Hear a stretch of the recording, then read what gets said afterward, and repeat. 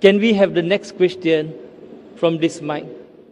My name is Tina. I'm a pharmacy student and I'm a Hindu. Dr. Zakir, I just want to ask, you're from India. I'm not so sure whether you're familiar with this practice among Indians, regarding this leaf that you go and consult someone. And if you manage to find your leaf based on thumbprint and other things like that, your whole life, your name, parents' name, past, future, what's going to happen is all written in that leaf. I don't know whether this is a practice of Hinduism or is something made by the temples or people. And if so, if everything is already written, how is it comparing Hinduism or maybe this practice with Islam, fate and free will? Thank you.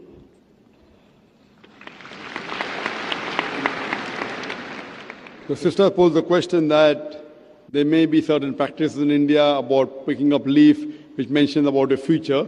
There are different types of practices. It may not be part of the scripture, but there are different types, mainly talking about the future. Jyotish, go to Jyotish, to a fortune teller. Go to a fortune teller, different types. You see on the streets, there are many cards kept, and a parrot goes and picks up a card, and then they read, and that talks about the future. You go to a machine, put your date of birth, and the machine tells you something. Now, based on this, you go, it's very common, and people make a fast buck out of it. I'll first tell you about it.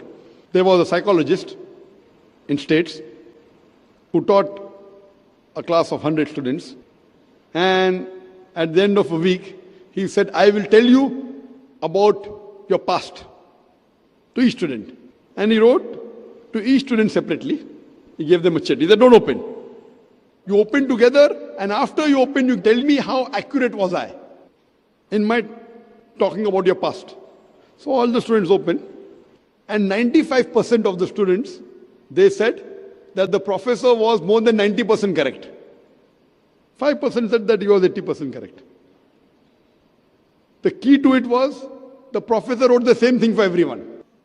For example, you go to a machine and give a birth date, and the machine will tell you something bad is going to happen in the next 10 days.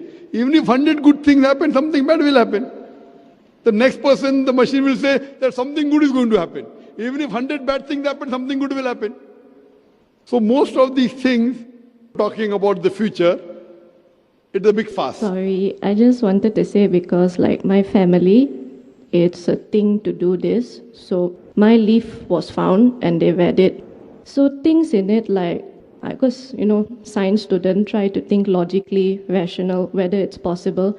Because sometimes when some things they say, for example, this is your mother's name, they got it correct. This is your father's name, they got it correct. And I think it's in Sanskrit, so it's like you have to believe entirely what the guy is saying because you can't check it yourself, whether it's right or wrong. I think I was 16 when I read it, so they said the age where you read it was 16. There's still like maybe out of 10 things, 8 things he got correct. And it's like sometimes I try to think, how do they do this? And it seems a lot of people also come. So it's like this logic and the fate, it's like there's a fight there. Which should I believe? I'll just come to it, sister. Let me complete my answer, and that will cover your question also. As I was saying, that most of the people that do is a big fuss. It's a big gimmick, just to make fast money. What Quran says, which I mentioned in my talk, Surah Ma'idah, chapter 5, verse number 90, Ya alladhina amanu, O you believe in namal khamru or maisuru, most certainly intoxicating and gambling. Wal ansabu al azlamu, dedication of stones, divination of arrows, rishtu min amali shaitan. These are Satan's handiwork. Fashtanibu lakum tuflihun. Abstain from the handiwork that you may prosper. Here Quran says alcohol, gambling, fortune telling, and dedication of stone. Fortune telling is same. These are Satan's handiwork. Abstain from it that you may prosper. Quran does not say that no one can predict the future. See, many Muslims don't realize what the Quran says. Alcohol, gambling, fortune telling, dedication of stones. These are Satan's handiwork. Abstain from it. Quran does not say no one can predict the future. But most of the people who predict the future, they are just doing a gimmick to make fast money out of it. Based on the Quran and the Hadith, we come to know that there are Hadith of the Prophet Muhammad that there are jinns who listen and they pass on the message to certain people. We as Muslims should not be involved in it. It is prohibited. But that does not mean no one can predict the future. Most of the people who claim are all wrong. But there may be certain human beings who can predict the future. But we as human beings should not indulge in it, whether it's right or wrong. It will be bad for us. So based on this, the Quran says you should not indulge in it. Quran does not say you cannot. There are many people who talk about palm reading. And there are times when some people are 50% correct, some people are 70% correct. If you put heads or tails, 50% will be right, sister. No, heads or tails, 50% will be right.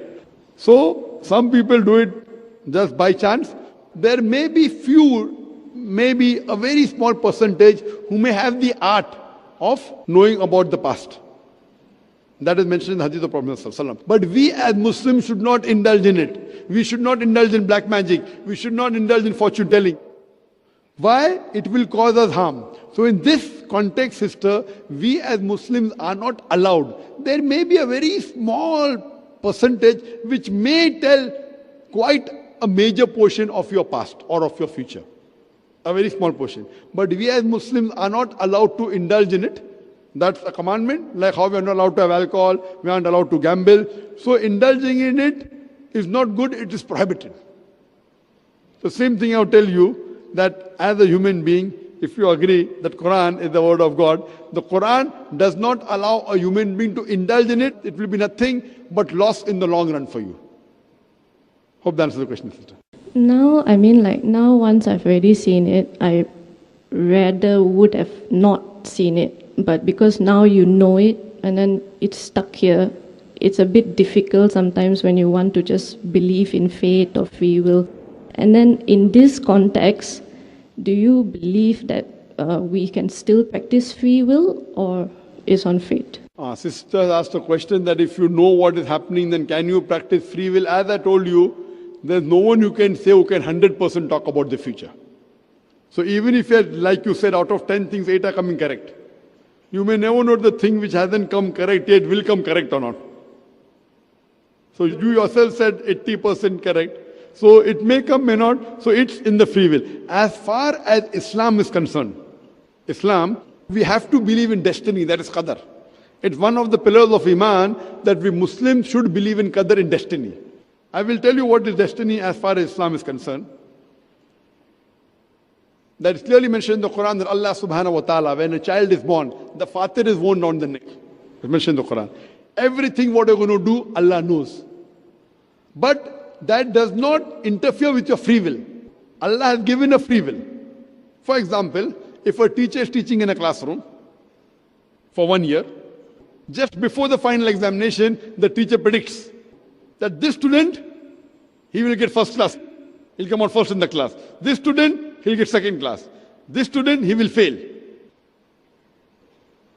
It's just an example, brother. Don't feel bad. Now, when the examination takes place, after the results out, this student comes out first class first, he gets second class, this student fails. Now, can the student who failed tell the teacher, because the teacher predicted I will fail, therefore I failed? Can he blame the teacher? Yes or no? No. Why? Because the teacher knew this student intelligent, used to do his homework, used to attend the class throughout the year, this student average, this student used to go for movies, play hooky, bunk school. So teacher predicted. Same way Allah subhanahu wa ta'ala has ilm-e-ghaib. Now the difference between the teacher and Allah is the teacher as a human being can make a mistake. Can be right 99% but not 100%. Always Allah has ilm-e-ghaib. He has knowledge of the future, but He has given you a free will. For example, you come at a crossroad. There's road 1, 2, 3, 4. You can choose any. You choose road 2. So Allah knows in advance, on this particular date, on the 29th of September, you will come at a crossroad. You will choose road 2. It is not because Allah has mentioned you will choose road 2 you're choosing. It is because you will be choosing Allah road in advance. For example, after you pass standard 12th, your A levels, you can either become a doctor or engineer. You choose to become a doctor. So Allah knows in advance that after you pass your A levels, you will choose to become a doctor. Choice is yours. Not because Allah has written you have become a doctor, because you have chosen, Allah wrote in advance. Now, once you have come at a crossroad, 1, 2, 3, 4, you have taken road 2, you come at another crossroad, A, B, C, D, E. You choose road D. Allah knows in advance that when you come at the next crossroad, you will choose road D. So it is because you will be choosing Allah road. Otherwise, people will say, it's mentioned my taqdeer. I will commit murder. I committed murder. Who's to blame? Allah is to blame, not me. If it's mentioned my destiny, I'm going to rob. I robbed. Who's to blame? Allah is to blame. Allah gave you the option that after you finish your college, you can either rob or earn by doing hard work. You choose to rob. So Allah knows after you finish your college, you could do hard work or you could rob. You choose to rob. So you can't blame Allah. Allah knows in advance. Allah is ilm ghaib. So there is something like taqdeer, destiny, in Islam, but Allah has given us a free will. Allah has given us the free will. We are responsible. Otherwise, then where is the test? And Allah says in the Quran, in Surah Mulk, chapter number 67, verse number 2, Alladhi khalaqal mauta wal hayata. It's Allah who has created death and life to test which of you is good in deeds. This life, sister, is the test for the hereafter. So that's the reason Islam says don't indulge in fortune telling about the future. Now, as you're saying, something is always clicking here. So you may think that he may have told you, okay, at the age of 30 you'll die. So you may be thinking, oh, I'm going to die. You may not die. So what if you have done a mistake? Forget it, sister. Take it out. You lead your normal life. Try and find out which is the truth. What you have to do, sister? Do a research. Do a research of various religious scriptures. Which is the true scripture that will give you serenity, calmness, peace of mind. Read that scripture, follow it, and forget what the fortune teller has told you. Even if it comes out to be right, no problem. You do what you feel is right based on your research. That how to lead a life. So this Quran, sister, is the last and final guidance given by Almighty God to humanity. It's not meant only for the Muslims or the Arabs or the Malay. It's meant for the whole of humanity. And if you read this book, inshallah, you would get peace of mind. I request the volunteer to gift you a copy of the English translation of the Quran. You read it, inshallah, it will give you peace of mind. Thank you. Hope that answers the question. Thank you. I request the non-Muslim brothers and sisters, this is the opportunity to ask questions. Please feel free. Though the moderator said you have to ask questions on the topic, for non-Muslims, there is a concession. You can ask any question on comparative religion. Whether it be Islam, whether it be Christianity, whether it be Hinduism, whether it be on the topic, outside the topic, this is the opportunity. Normally, after religious talk, the person who gives the religious talk doesn't have open question answer session. Because if you have open question answer session, the poll will open up, you know. So normally after religious talk, you don't have open question answer session. I like having open question answer session, and the question answer session is better than the talk because it's a dialogue. You know, talk is a monologue, one-way talk. It's a challenge for me also, and you have a right to question me. You have a right to disagree with me. Only tell me the reason. If I'm at fault, I will agree. If not, I will correct you. You can even criticize the Quran. Please feel free. This is the opportunity. Normally, you don't get such opportunities after religious talk where you can ask any question. You can ask any question on comparative religion. I request my non-Muslim brothers and sisters, please come to the microphone, make a queue, ask the question, something which is troubling you, maybe before you came here, which was troubling maybe 2 years back. This is the opportunity. I will try my level best. Even if you criticize Islam, I'm young, I can take it. So I've got white hair, but I'm young, mashallah. Yes, brother. Mandasya janajana slakhaya chakshurmrittamena tasmai Sri Gurave namaha Ukam karoti vachalam bangam langai tingri yat kripatamaham Vande Sri Gurudinatarinam. My name is Chaitanya Haridas. By profession, I am a lecturer, but I also do cross-religious studies. Actually, I have prepared a question, but that question is not so relevant to the topic today.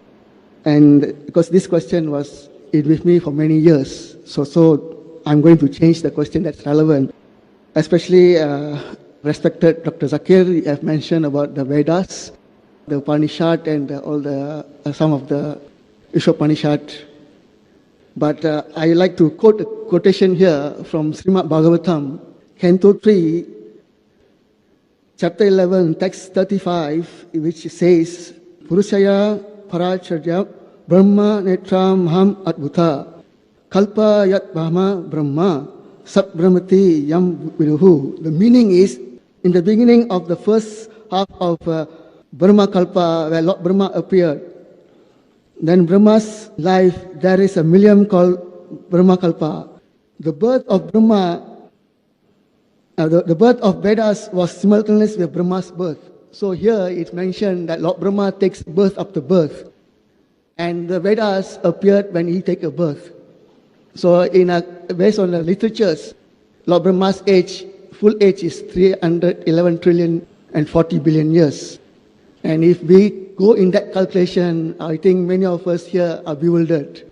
But this is a quotation from Srimad Bhagavatam. Another thing, why I mentioned this, because Dr. Zakir have mentioned that the Vedas says that the Lord don't have a form. But the same Vedas also mention the Lord have a form. I quote another verse from Brahma Samhita, chapter 5, text number 1. It says, Ishvara Parama Krishna Satchidananda Vigraha Anadir Adir Govinda Sarvakaranam Karanam. Ishvara Parama Krishna. It says, the Supreme Personality of Godhead, Krishna, is the Supreme Controller. Ishvara Parama Krishna. Satchidananda Vigraha. Satchit Ananda means eternal, blissful, and full of knowledge. So it says Satchit Ananda Vigraha. Vigraha here refers to the form, a transcendental form which is given in the Vedas. I think when we do a research on the particular scriptures, I prefer that we have a whole idea that the Vedas also mention about the form. And I have many other quotes which says that the Lord have been realized in different forms. Which Veda are you quoting, brother? This is Srimad Bhagavatam. Srimad Bhagavatam is not part of the Vedas. Vedas are four: Rig Ved, Yajur Ved, Samved, Atharva Ved. Yes, I agree with that. Right? But the Brahma Samhita is the commentary by Brahma. Don't quote commentary, quote the text. If you follow the commentary of the commentary of Quran is written by human beings. You quote the text. As far as Vedas are concerned, there were many Vedas. Today, there's Rig Ved, Yajur Ved, Sam Ved, Atharva Ved. Yes, that we also have There are four 18 Vedas. We have also 18 Puranas, 108 Upanishads, you- 108 Ishopanishads. Whether you ask the question, let me And we reply. have Iktisas. You ask the question, let me reply. Okay. As far as the Hindu scriptures are concerned, the Hindu scriptures are divided into two types, Shrutis and Smriti. Shruti is considered to be the word of God, revelation from God. In it, you have the Vedas, you have the Upanishads. Then you have the Smriti. The Smriti is considered to be written by human beings. There, you have the Ithiyas, Ramayana, Mahabharat, Bhagavad Gita as part of Mahabharat. Then you have the Manusmriti. So between the two scriptures, the Shruti is superior than the Smriti. If there is a clash between a Shruti and the Smriti, you have to follow the Shruti, not the Smriti. Because Shruti is higher. Same way with the Quran. We have the Quran, then we have the Hadith. If there is a Hadith which is not Sahih, it clashes with the Quran, then we keep the Hadith aside. What we have to believe in Quran and the Sahih Hadith, authentic saying of Prophet Muhammad. There are certain sayings which people have manipulated. So when such manipulated Hadith comes, what we do? We reject it. So now I am quoting you Veda. Veda is the highest. No Smriti can go against the Veda. If it goes against the Veda, we reject the Smriti. We follow the Shruti. This I am talking from Hindu scholars. As far as the Vedas are concerned, the Vedas speak, if you read Dayanand Saraswati, the founder of Arya Samaj. Correct? In the Vedas, it only talks about God who has got no image. I know there are other scriptures like Manusmriti and Itihas in which it talks about God having image. But a lower scripture cannot overrule a higher scripture. When there is a conflict, you have to follow the higher scripture. That's the reason I have quoted you Veda. So if you get me a quotation from any book which is a Smriti, it cannot overrule the Shruti. Point number one. Point number two, even if you get me quotation, if there's a contradiction in the Veda, then why follow a book which has contradiction? You take out one contradiction in the Quran. Quran says in Surah Nisa, chapter number 4, verse number 82. أَفَلَا يَتَدَبَّرُونَ الْقُرْآنَ وَلَوْ كَانَ مِنْ عِنْدِ غَيْرِ اللَّهِ لَوَجَدُوا فِيهِ اخْتِلَافًا كَثِيرًا. Do they not consider the Quran with care that if there were contradictions in it, it would never be from God? If there is a contradiction, then that book is not the word of God. Do you understand? So we as students of comparative religion, what we have to do, I am here to talk about similarities. I know there are many things which are differences in Quran and the Bible, Quran and the Veda. I am here to promote peace and harmony, not animosity. Therefore, Quran says, come to common terms as between us and you. I know there are many things which I don't agree with the Veda. I'm not going to tell you about that. Why? Because that will create animosity. So my thing, what I told you, let us agree to follow what is common. What is different, we'll discuss tomorrow. So let you and I agree, if you consider Veda to be word of God, I consider Quran to be the word of God, let us agree to follow what is common. What is common is 100% the word of God according to you and me. But if you selectively don't follow passages of your scriptures, why be selective? You tell me anything from the Quran, which I don't follow, I will say sorry and I'll start following. I don't claim to be a very 100% Muslim, but alhamdulillah, as far as what's my capacity, I try and follow everything of the Quran. You point out a single verse in the Quran, whether you believe the Quran is the word of God or not. You point out a verse and inshallah I'll follow. The same way when I am doing the same thing with the Bible, with the Vedas, if the Christian believes the Bible to be the word of God, if the Hindus believe Veda to be the word of God, you have to follow. I know there are contradictions, but I'm not here to talk about the negative point of the scripture. I challenge anyone to point out a single contradiction in the Quran. There is none. As far as the age of the Veda is concerned, according to Swami Dayananda Saraswati, the Veda is 1310 million years old. But the majority of the scholars today of Hinduism say the Veda is approximately 4,000 years old. Today the scholars say we don't know to whom the Veda was revealed, in which part of the world it came. There are differences. Quran, everything is authentic. Yet the scholars believe, even though we don't know what is the exact age of the Veda, even though we don't know where and which part of the world it came the first time, even though we don't know which stage it came to, yet the Hindus as a whole, they believe Veda to be the most sacred. Because they believe, I respect it. I may not agree everything of it. Because I respect, I try and take out the commonalities. So as I told you, Vedas talk about Natasya Patimasti, of that God there are no images. Upanishads talk about that, Vedas talk about it. So if you get me scripture which is lower, does not contradict, it cannot overrule the Vedas. And if you tell me that there are verses in the Veda talking about, then there's a contradiction. So you as a Hindu, you have to try and find out why this contradiction is there. No book of Almighty God, if it's in its true form, can have any contradiction. Same thing, we believe Quran mentions Injil, the Wahi which was given to Isa alayhi salam is the word of God. But the present Bible, I can point out hundreds of contradictions. I don't want to do it. I know I'm a student of comparative religion. So what I say, the present Bible is not 100% the word of God. It's a mixture. It contains the word of God. It even contains the word of the prophets. It even contains the word of the historians. It even contains pornography. I'm sorry to say that. It contains obscene things. So me as a student of comparative religion, I'm not here to criticize the Bible. I'm talking about commonality. Let's come to common terms. If I try and criticize, that will bring animosity. There are certain passages of the Bible I cannot read to you. Even if you give me $1 million, I cannot read. Even if you give me $1 million to me and say, read this passage in front of the audience, I cannot. Because my religion doesn't allow to read obscene things in front of the audience. You understand, no? But I'm not here to degrade the Bible. I'm talking about common things. Same thing with the Hindu scripture. As far as the Quran is concerned, the language of the Quran is so sublime. You can read anywhere in the world. You can read to your wife, you can read to your children, you can read to your father. But certain passages of the Bible I cannot. So here, brother, I've come for communal harmony.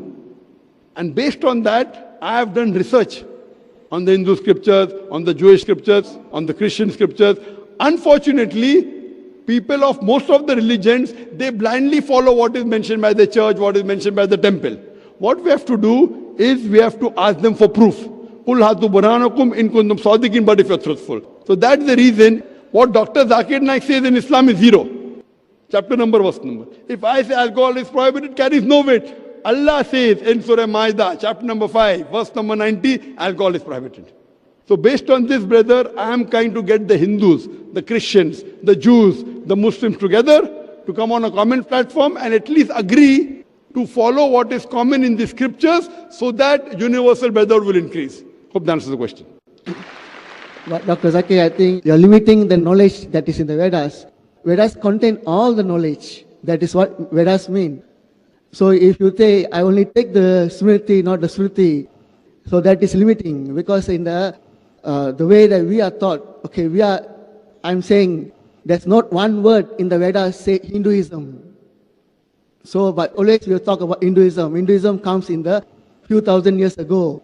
Only word there is Sanatan Dharma.